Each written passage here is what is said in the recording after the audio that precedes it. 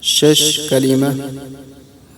بسم الله الرحمن الرحيم. أول كلمة طيب، لا إله إلا الله محمد رسول الله. دوام كلمة شهادة، أشهد أن لا إله إلا الله وحده لا شريك له، وأشهد أن محمدا عبده ورسوله.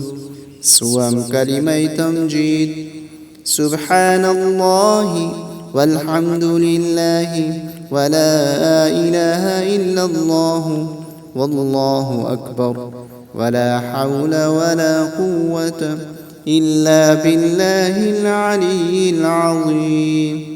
شهر كلمة توحيد، لا إله إلا الله وحده لا شريك له، له الملك وله الحمد، يحيي ويميت وهو حي لا يموت أبدا أبدا، ذو الجلال والإكرام، بيده الخير وهو على كل شيء قدير.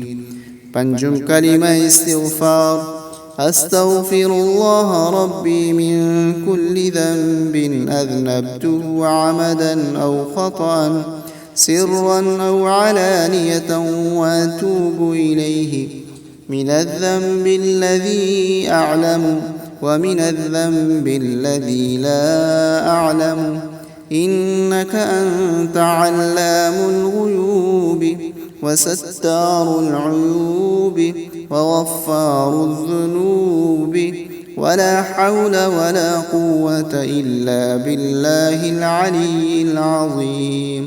ششم كلمة رد كفر، اللهم إني أعوذ بك من أن أشرك بك شيئا وأنا أعلم به، وأستغفرك لما لا أعلم به، تبت عنه وتبرأت من الكفر والشرك والكذب والغيبة والبدعة والنميمة والفواحش والبهتان والمعاصي كلها، وأسلمت وأقول لا إله إلا الله محمد रसूलुल्लाह।